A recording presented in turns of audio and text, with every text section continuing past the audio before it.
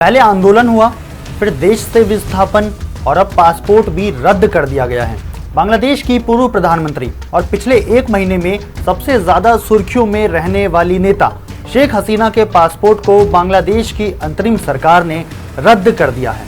सिर्फ शेख हसीना ही नहीं, बल्कि उनके कार्यकाल में जिन जिन सांसदों को डिप्लोमेटिक पासपोर्ट दिया गया था, उन सबके पासपोर्ट को रद्द कर दिया गया है। उन्होंने इसको लेकर जो कारण बताए हैं वो वाकई चौंकाने वाले हैं। अंतरिम सरकार ने कहा कि निर्णय सबकी सहमति से लिया गया है। सरकार ने पासपोर्ट रद्द करने के पीछे कई कारण बताए हैं, जैसे कि शेख हसीना के ऊपर 44 केस दर्ज हैं। ऐसे में इन पर पाबंदी लगाना बेहद जरूरी है। शेख हसीना की बात करें तो उन्होंने देश में आरक्षण के मुद्दे पर हिंसा छिड़ने के बाद 5 अगस्त को भारत में शरण ली थी। अभी भी शेख हसीना भारत में ही हैं। कोई भी पश्चिमी देश शेख हसीना को शरण देने को राजी नहीं हो रहा है। शेख हसीना के देश से भागने के बाद उनके पार्टी के नेता और कार्यकर्ताओं को लगातार खोज कर टारगेट किया जा रहा है।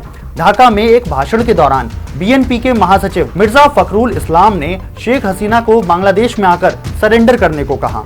उन्होंने भारत को भी कहा कि हम आपसे निवेदन करते हैं कि उन्हें बांग्लादेश आने दें और उन्हें मुकदमे का सामना करने दें।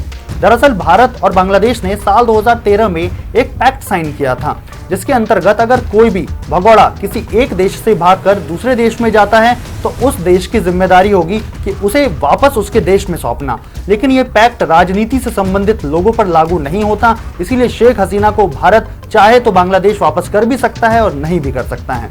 आपके भी दिमाग में ये प्रश्न घूम रहा होगा कि आखिर शेख हसीना और उनके साथियों के जिस डिप्लोमेटिक पासपोर्ट को रद्द किया गया है, आखिर उसकी शक्तियां होती क्या क्या हैं। डिप्लोमेटिक पासपोर्ट धारकों को कुछ देशों में वीजा फ्री एंट्री सहित बहुत सारी खास पावर्स मिली होती हैं। शेख हसीना के लिए आने वाला समय मुश्किलों से भरा हुआ हो सकता है। पासपोर्ट रद्द होने के बाद शेख हसीना के लिए पश्चिमी देशों का दरवाजा भी बंद हो चुका है।